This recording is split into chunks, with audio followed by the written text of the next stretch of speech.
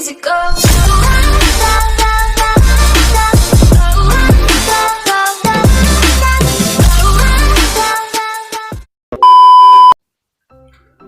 Assalamualaikum warahmatullahi wabarakatuh. Perkenalkan, nama saya Andre Satriawan. NIM saya 21142011 dari kelas IF3B Prodi Teknik Informatika. Saya kuliah di Universitas Bina Dharma yang berada di Kota Palembang. Dan pada video kali ini saya akan menjelaskan salah satu materi dari statistik probabilitas. Dosen pengampu mata kuliah saya yaitu Ibu Diana SIMKOM. Oke, baiklah. Saya akan menjelaskan tabel distribusi frekuensi. Pada tabel distribusi frekuensi, kita menyusun data dalam bentuk kelas interval. Sebelumnya, kita harus tahu dulu jenis-jenis tabel distribusi frekuensi. Jenis tabel distribusi frekuensi ada 3 macam. Yang pertama, yaitu distribusi frekuensi absolut. Merupakan tabel distribusi frekuensi yang berisikan jumlah frekuensi atau tingkat keseringan suatu data muncul dari setiap kelompok data. Yang kedua yaitu distribusi frekuensi relatif. Distribusi frekuensi relatif menyatakan seberapa besar proporsi data yang berada pada suatu kelas interval. Yang ketiga yaitu distribusi frekuensi kumulatif. Distribusi frekuensi merupakan tabel distribusi frekuensi yang diperoleh dari frekuensi yang dijumlahkan. Selanjutnya, langkah menyusun tabel distribusi frekuensi. Pertama, melakukan pengurutan data-data dahulu sesuai urutan besarnya nilai yang ada pada data. Langkah pertama yang kita harus lakukan adalah menentukan jangkauan dari data dengan rumus S sama dengan X terbesar dikurang X terkecil. Dan ingat, S adalah jangkauan. Yang kedua, menentukan besarnya kelas atau biasa disingkat dengan huruf K. Dengan rumus K sama dengan 1 ditambah 3,3 log N. Keterangannya, K adalah banyak kelas, N adalah banyak data. Langkah ketiga, menentukan panjang interval kelas. Dengan rumus P sama dengan X terbesar dikurang X terkecil K. Keterangan P sama adalah panjang interval kelas. Langkah keempat, menentukan batas bawah kelas pertama. Tepi bawah kelas pertama biasanya dipilih dari data terkecil atau data yang berasal dari pelebaran jangkauan. Dan selisihnya harus kurang dari panjang interval kelasnya. Langkah kelima, menuliskan frekuensi kelas di dalam kolom turus atau tally sesuai banyaknya data. Oke, langsung saja kita ke contoh soal. Di sini terdapat data kualitatif tentang pemakaian printer oleh organisasi atau perusahaan di Kota Palembang. Berdasarkan pada pengumpulan data yang dilakukan, diperoleh 80 data sebagai berikut. Nah, di sini sudah terkumpul 80 data yang merupakan pemakaian printer oleh perusahaan yang ada di Kota Palembang. Langkah selanjutnya, pada kasus ini kita melakukan frekuensi atau kemunculan setiap item di dalam kolom turus atau tally atau sistem turus sesuai banyaknya data, sehingga diperolehlah data berikut seperti merek printer. Canon menghasilkan hasil tally 22, merek printer Epson menghasilkan hasil tally 6, merek printer HP menghasilkan hasil tally 5. Langkah selanjutnya, kita akan memperoleh data frekuensi absolut yang merupakan pengubahan dari hasil tally ke dalam bentuk angka. Nah, tabel distribusi frekuensi relatif yang diperoleh dari membagi nilai frekuensi absolut masing-masing item dengan total frekuensi absolut. Misalkan data tabel frekuensi absolut ini 27 dibagi dengan jumlahnya yaitu 80, sehingga hasilnya yaitu 33,75 dan seterusnya. Kita jumlahkan semua, maka kita akan memperoleh frekuensi relatif yang jika dijumlahkan semuanya akan berjumlah 100.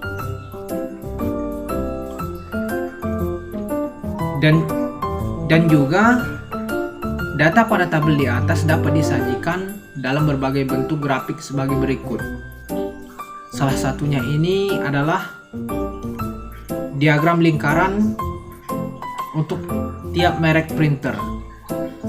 Sebenarnya ada banyak berbagai macam atau bentuk dari grafik. Kita membuat ini bisa melalui Excel, sehingga kita sangat mudah untuk menganalisis data-data yang ada.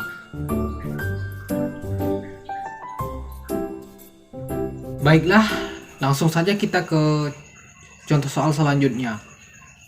Di sini tabel distribusi frekuensi untuk data kuantitatif. Berikut ini adalah data jumlah kepemilikan telepon seluler atau HP dari 50 orang pegawai PT ABC. Di sini sudah dikumpulkan data pegawainya. Berdasarkan data di atas, A. Buat tabel distribusi frekuensi absolut. B. Buat tabel distribusi frekuensi relatif. Penyelesaiannya adalah data di atas dapat dikelompokkan menjadi 5 kelompok, yaitu kelompok 1 adalah karyawan yang memiliki 1 buah telepon seluler. Kelompok 2 adalah karyawan yang memiliki 2 buah telepon seluler, dan seterusnya. Karena jumlah kelompok hanya ada 5 kelompok data, maka kita bisa membuat tabel distribusi frekuensi untuk data tunggal. Kita lakukan turus atau tally dan diperoleh tabel berikut ini. Di sini ada banyak telepon seluler, tally, frekuensi absolut, dan frekuensi relatif. Di sini banyak telepon seluler dibagi menjadi 5 kelompok. Setelah itu kita akan mendapatkan hasil dari tally-nya. Hasil dari tally ini barulah kita ubah dalam bentuk frekuensi absolut. Setelah frekuensi absolut didapatkan, maka kita bisa menentukan frekuensi relatifnya. Di sini untuk kelompok 1 frekuensi relatifnya adalah 26. 26 ini didapat dari frekuensi absolut dibagi jumlah lalu dikali 100. Di sini frekuensi absolutnya adalah 13 dibagi dengan 50 lalu dikali dengan 100, maka akan menghasilkan 26. Oke, baiklah, langsung saja kita ke contoh soal selanjutnya.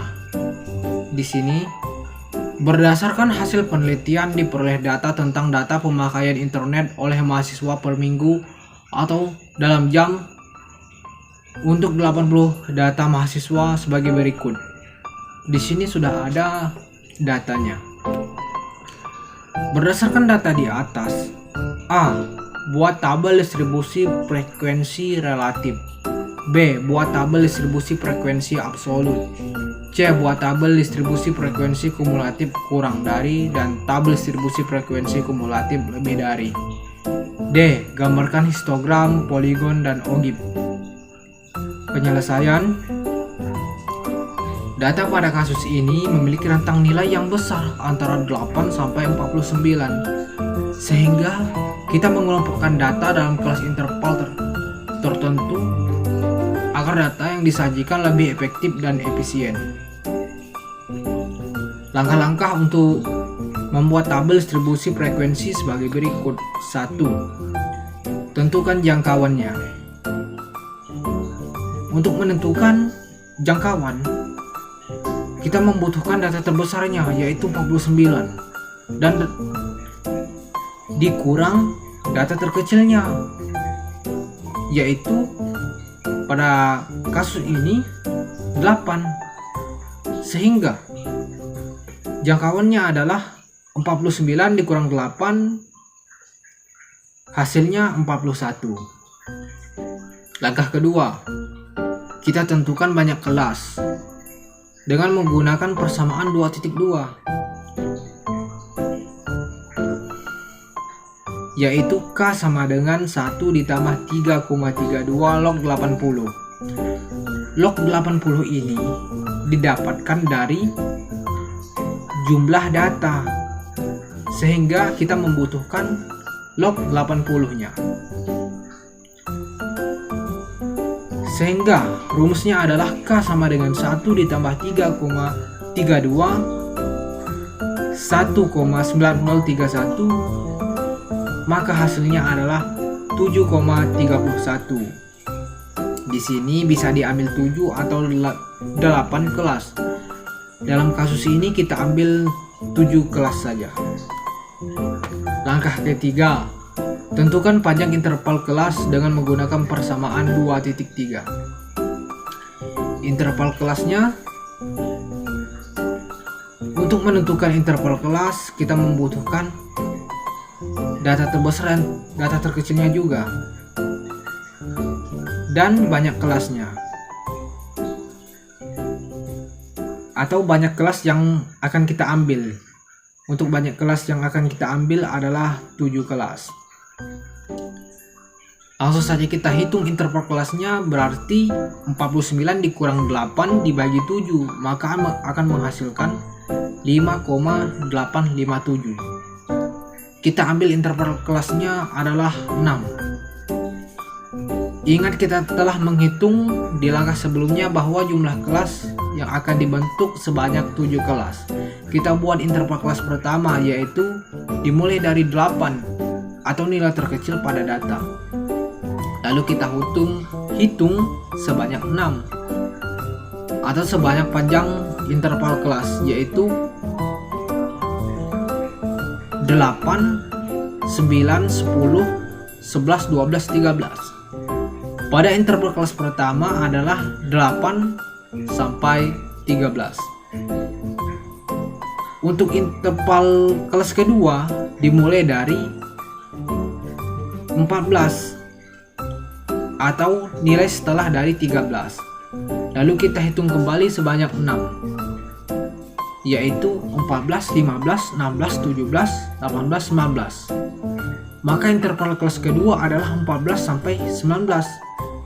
Lakukan langkah ini seterusnya sampai kita peroleh 7 kelas, seperti pada tabel berikut ini. Di sini sudah ada 7 kelas interval. interval kelasnya